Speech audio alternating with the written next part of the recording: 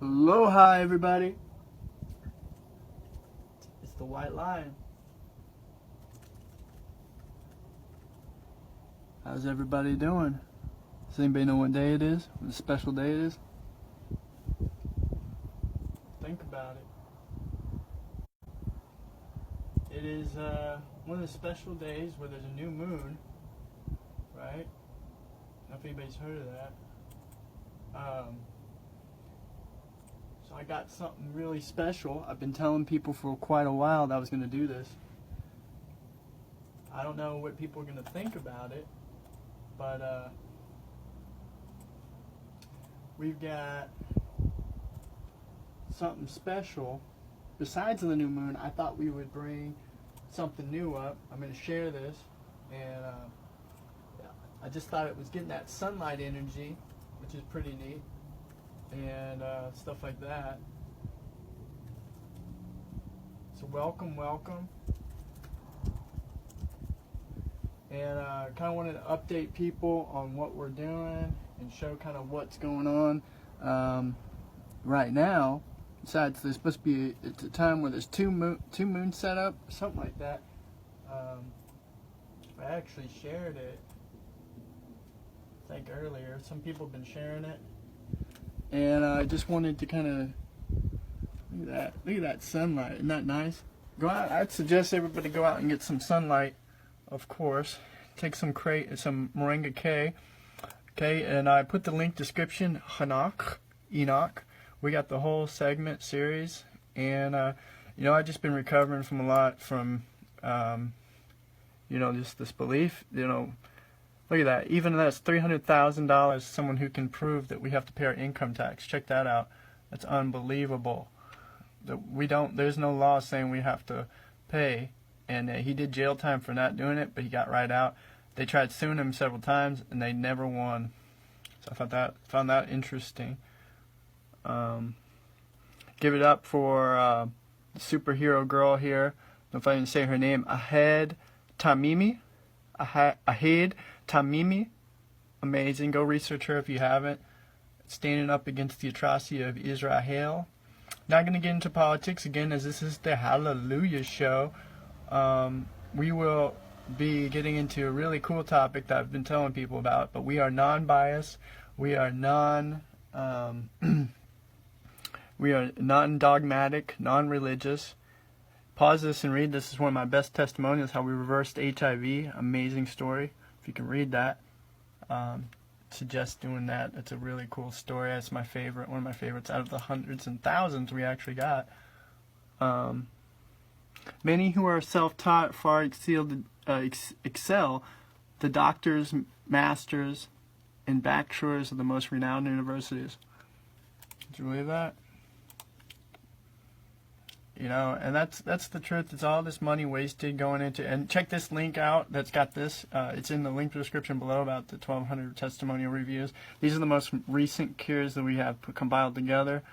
Dang, I don't see that new moon. I think maybe it's on the other. I don't know if I tagged. Let's go to Eric Plott. Check out Eric Plott. Add him. Dr. Moringa King. That's what people call him. Let's see here. And don't forget to like this fan page if you haven't already. You'll always get a notification. Make sure to put the notification seal up so you get that. It's crazy because I don't even see that new moon thing, but I've seen people share it today. It was way earlier in the morning. But what do you think we're going to be talking about? I kind of brought it up yesterday, and I thought, wow, this is going to be a really cool topic. Content is not available. Dang, they must have removed it or something. How crazy is that? Dang, they sure did. Huh. Maybe it was getting passed around too much. See here, there's the new moon. Let's see, yeah, there it is. The Leo blood blue moon. I believe. Pretty amazing, huh? And Every so often, we have a rare celestial event dazzling all of us and make us realize that there is so much more to the universe than we can truly fathom. The total solar eclipse in Leo, the show, 2018, been offered a total lunar eclipse. Also, the sign of Leo on January 31st, which is cool because my buddy Jamar Milton, he's a cool guy. He's a Leo, I believe, and he's just been putting out tons of information. We're going to put a pyramids series together, literally where the pyramids came from, Sirius, and talking more about the giants from the Kemetic ancient Egyptian view. So, blue moon rituals, there you go. You can check that out. So anyway, and this is at foreverconsciousness.com. Got a whole thing of what to do. Cool thing here, right here. This is what we're talking about. Bam. This is the Sumerian text from Sanskrit. This is the language you see right here. It's Sanskrit. Okay, and it's definitely very different, but it ages further back. Many Christian theologies and researchers say it goes back 6,000 to 8,000 years, but it's believed to actually go out way, way further than that. Don't forget to check out the Moringa Can. This is Moringa X, the most powerful herbal blend we have. In fact, I'm going to do some real quick before I get started in this. This is it. I know it's a wild cup. Look at that sunlight. We had filmed, and I got it on the vimeo.com/ePLOTT video channel, the eclipse film with my camera. Okay, take some of this.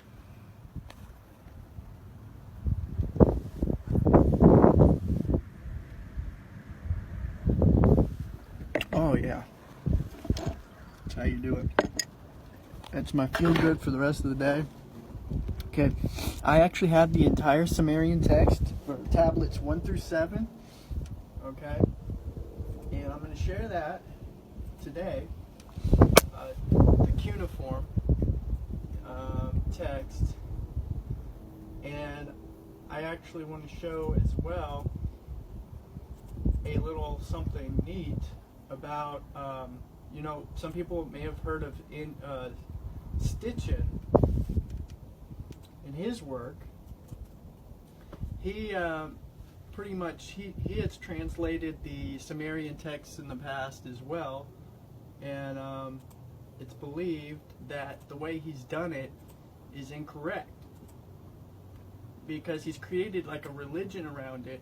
Again, it's kind of like what a lot of people have been doing, is they create a religion based around these ancient texts. They've done it to the Bible. They've done it to all kinds of stuff. And so what we're going to get into today, before we start reading it, because I've got them all transliterated. Okay, literally the actual translation of you know, all of what we've been told. Because we are reading the Hallelujah scriptures as well, which is the ancient Aramaic Paleo, you know, Hallelujah Bible, which is supposed to be the most anointed and pure version of the Bible. And okay, so I'm sharing this around, and I should have titled it Sumerian text. Technically, I wonder if I can change that. Let's see, edit post. Let's see.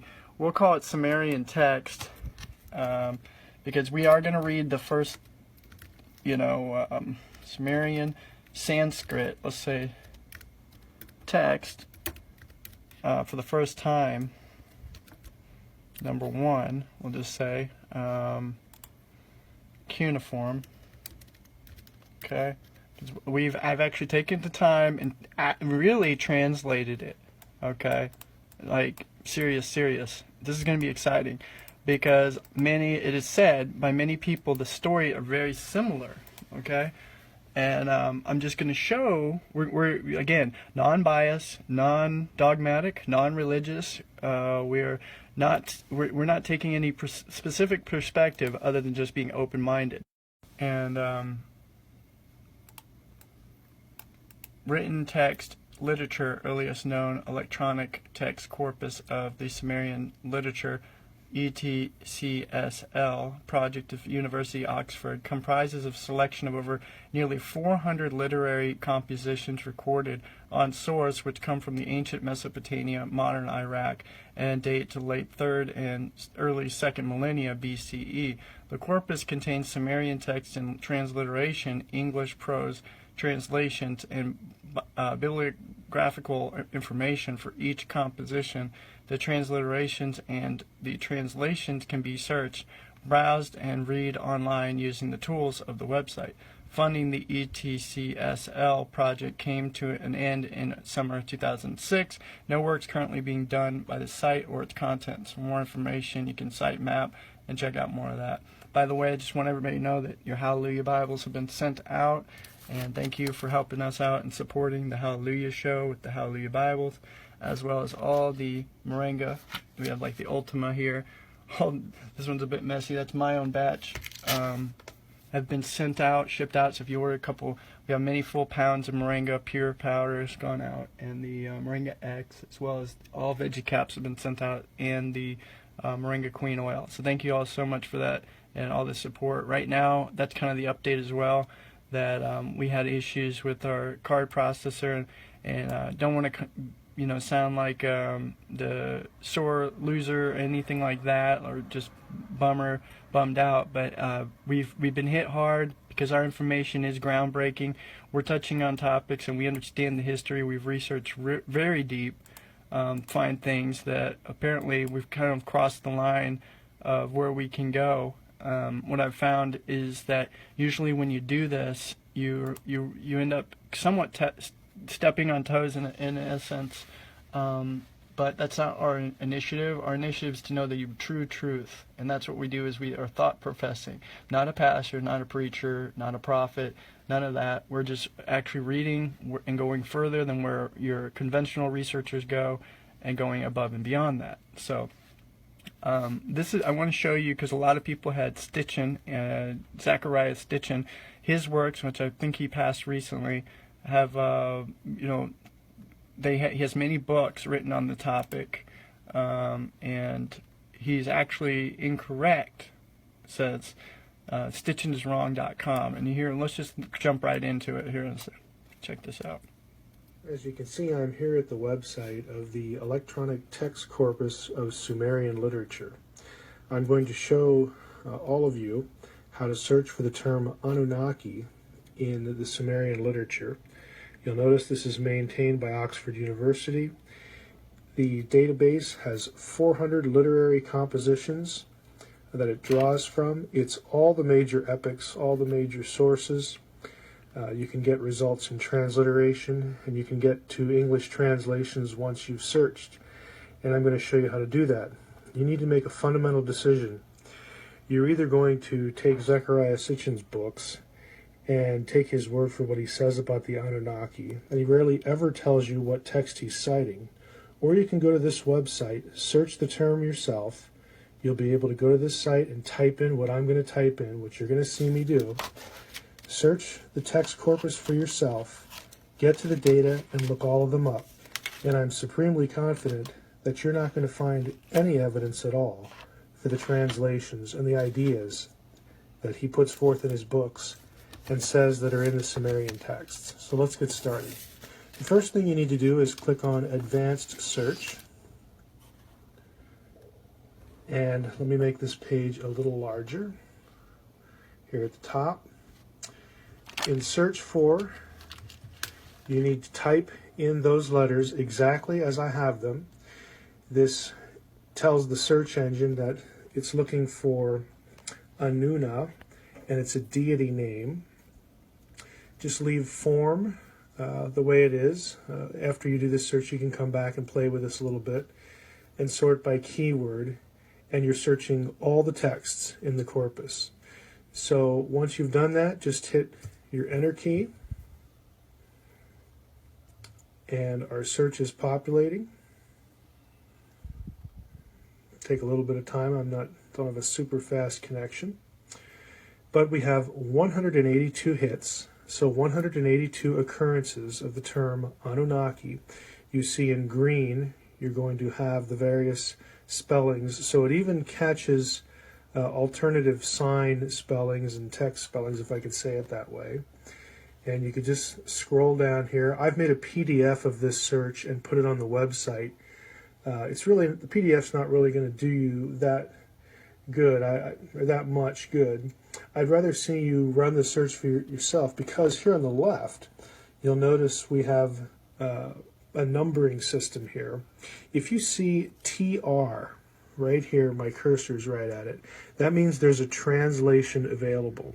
Now the first one, there's no translation, because if we click through this, there's nothing to translate except the name. Right here it is. It'll pop up to the top when you click on one of those links. Right here we have the deity name Anunnaki. So there's nothing about the Anunnaki that's said. It's just a name and a list. But if you come here and you click on translation, this is a larger text. You can see we have an inerta text. And right here at the top, lines 652 to 661 is our first hit, the hit we were navigating to, the Anuna gods.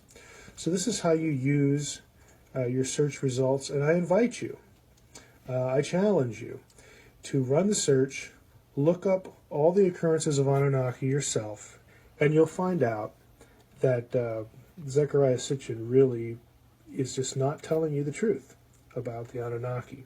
He's making it up. And this is the best way to check for yourself. You don't have to take my word for it. Run the search yourself. Look at the results. That's the end of this video. All right. So as we see, that's very, very misleading and disappointing. Again, if that's true, as you know, if anybody's familiar with Mr. Sitchin's work, he's got some videos online that are mind-boggling, to say the least. And you know, it's one of those type of things. Are these individuals shill gatekeepers, shill keepers as we call them? And you can hashtag that. You can learn more about that. But what we have now, like we're doing with the Hebrew Hallelujah scriptures of the Bible, New and Old Testament, the Torah, we're just going to take and do the same thing as analyze the real Sanskrit from the cuneiform tablets. It's the epic of creation. A lot of people believe that the Bible originated from the story of the Bible. And so we are very open-minded, and we are not going to let religion or dogma intervene or interrupt and all that. We're just going to go ahead and read it all, read it forthwith as it was written in the Sanskrit. From Nineveh, northern Iraq. Now you got to keep in mind too, the soldiers who went in to Iraq destroyed a lot of Iraqi artifacts and things like that when they were doing with the whole Gaddafi thing in Baghdad, which is disappointing because there's a lot of history that was destroyed and taken out of that. So this is one of the series of the tall, narrow cuneiform tablets that tell the story of creation of the gods Apsu, and Tiamat out of the primordial waters. This particular tablet relates the episode of which the god Ashar summons the gods to celebrate Marduk's appointment as champion following his defeat of Tiamat. The younger gods disturb Tiamat and Apsu. Her husband decides to destroy them. However, before he can act, he is killed by the gods. Tiamat is enraged and gathers an army of monsters and demons and marches in revenge. The gods, gathered in assembly at first, are unable to face Tiamat. Eventually, Marduk, a young god, steps forward and offers to fight Tiamat in return for the throne of heaven. The gods agree that Marduk gathers his weapons. Tiamat's army is defeated and she is killed. From her body, Marduk creates the heavens and earth. And from the blood of the defeated giant, humans are created to serve the gods. Okay? There's a lot of this. It's amazing. It correlates with the video we're putting together about giants and who they were. These giants were actually friends with, very close with the African Negroes. And I mean, really tight. Long story short, and we're going to get into a whole video production that's going to be put together on this, is the giants were destroyed by the white man of some sort. And I don't believe the Aryan, Sumerian white man, but the Caucasus white man from the mountain people. Okay, so bear with us. We're being open-minded and putting this all together. You say what you will with it. This is from the information we have. They didn't write things for no reason. It wasn't about fairy tales. And we even have cuneiform and pictographs of things from people who were just laymen, poor people too. We're not just royals, like, you see here written on big walls, or the Egyptian pyramids, for instance. Okay, so we have actual evidence to back up there were bigger trees. You can look up where there are no more forests. There's no more forest anymore. Look that up and watch that documentary, how actually trees were size of mountains. And why would that be? Well, to give oxygen for these giant type beings that were more realistically gigantes, which were mentioned in the Bible. And we read Enoch. So check out our Enoch series in Hebrew, where we read the Hanach, the whole book in Hebrew, and it's pretty wild, because you begin to see, as it says in Galatians, the Bible is more allegorical, not to be taken literal. Okay, so again, just being open-minded and realizing this, as that's what even Galatians 4:24 or 24:4 says, in regards to Hagar and the Mount Sinai story. Okay. Then you begin to say what is allegorical and what is to be taken literal from the Bible. Okay, like if you look up King Dumazid, which we're going to look into, and which is the shepherd and the fisherman Dumazid, who story is very similar to the Jesus Christ story, or Yahusha. We'll also be looking at the book of Aquarius by Anonymous. This is pretty wild stuff, and really it would be Heru. Okay. Very interesting book as well is called The Vegan Earth. Check that out. You can probably get a copy from me if interested. It's very, very interesting. It's given by an anonymous source as well. Alright, well, we're going to get into reading these tablets real quick so we can get this. I've been saying I was going to do this for a long time. We've been just backed up with getting hit with having to get a new card processor and all that. So I apologize, everybody, that had that happen. Bear with me. I appreciate your patience. And we've been doing this for 10 years. Fully knowing we're ethical. We have the top stars, top ratings. Never had a chargeback, never had a refund, so we're actually doing really good. And they've knocked us off our server on PayPal. They've done this to 4,000 other merchants. I dreaded the day I have to tell people about this publicly, because I'm not the type that likes to, have any confrontation whatsoever. But it's very unfortunate how they have taken down many merchants' accounts. Basically, they're starting to, and this may be part to do with the NDAA as well. There's something else going on with it's a financial martial law that happened back last year in September 30th, I believe, or something like that. And pretty much they were going to freeze people's accounts and stuff like that. They've actually froze many millions of dollars in PayPal. And I think this has something to do with it, is people who get too close to this or that, or start selling Ormus or monotonics, M-state orms, or even miracle herbs like plants like Moringa and other superfoods. What we begin to see is they can limit your account with no appeal and for absolutely no reason. I have contacted a ton of people, top supervisors. I even have a video recording on my site. You can listen to me as I talk to the top supervisor at PayPal, and I've gotten actually a hold of John McCabe, I believe is his name, the one that owns PayPal. That's how high up I've gotten in actually emailing all these people and working very hard to come to a solidable solution that is, a good one. And I hate that this has to happen, because a lot of people's orders got frozen. This is the first time ever, and business had to refund and ship out everybody's order, and kind of you're stuck where you can't be in business if you aren't able to access those funds. So I pretty much been hit hard, but we're working on a new card processor and actually a whole new website. So that will be available soon. And thank you all so much for your support and keeping us up. Those who have that know who we are and how we are the real deal, and we do deliver what we talk about. Whether it's the Hallelujah Bible, we have a wide range of different things and an array of different raw superfoods which we bring here. I'm up in the mountains, so I don't always get good connection. So I apologize if anybody's texted me or emailed or called me and I'm not been responding. I've tried calling back many times, and just sometimes you get me. If we're in town, we have a better chance of that. So just let me know prior if you need to call me, talk about anything, whether it's the herbal remedy and things like that. And so I'll probably talk about this more in a different segment, but just letting everybody know everything is just doing just fine. We're gonna get through this, and we're gonna be right back on the same path. Remember, they blocked us before for years and for no reason other than we're doing the Ultimate Truth Warrior X. That truth is starting to come out. We're talking about topics that no one else is talking about, then finding real evidence by just looking at the real evidence and not just taking shill gatekeepers' word for it. Okay, so let's get this one down and let's read this so we're not babbling here. We got the first tablets. Okay, here we go. And again, like I said, it goes all the way. This one should be actually a pretty short segment for the epic creation. Okay, first tablet. Here we go.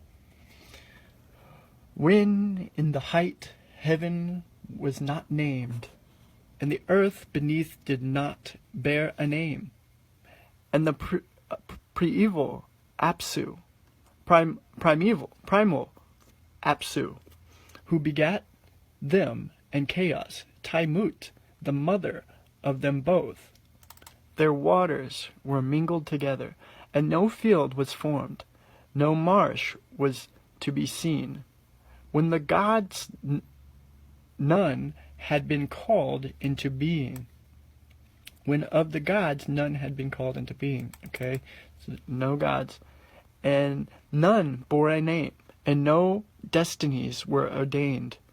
Then were created the gods in the midst of heaven. Lamu and Lahamu, okay, write those down, were called into being. Ages increased. When Ansar and Kisar were created, and over them long were their days. Then there came forth Anu, their son, Asar and Anu, and God Anu, Dumidid, okay, Medumidid, no, it's Nudumud, okay, so Nudumud, which is like Dumazid, very similar, from whom his fathers, his begetters, abounding in all wisdom. He was exceeding strong. He had no rival. Thus were established and were the great gods. But Tiamat and Apsu were still in confusion. They were troubled and in disorder. Apru was not diminished in might, and Tiamat roared. She smote in their deeds. Their way was evil. Then Apsu, the begetter of great gods, cried unto Mumu, his minister, and said unto him, O Mumu, thou minister that rejoicest my spirit, come unto Taimut, let us go. So that there they went before Tiamat. They lay down, they consulted on a plan with regard to the gods. Their sons, Apsu opened his mouth and spake, and unto Tiamat, the glistening one, he addressed the word, their way. By day I cannot rest, by night I cannot lie down in peace, but I will destroy their way, I will. Let there be lamentation, and let us lie down again in peace. When Tiamat heard these words, she raged and cried aloud. She uttered a curse, and unto Apsu she spake, What then shall we do? Let their way be made difficult, and let us lie down again in peace. Mamum answered and gave counsel to Apsu, and hostile to the gods was the counsel of Mamu gave. Come, their way is strong, but thou shalt destroy it. Then by day shalt thou have rest. By night shalt thou lie down in peace.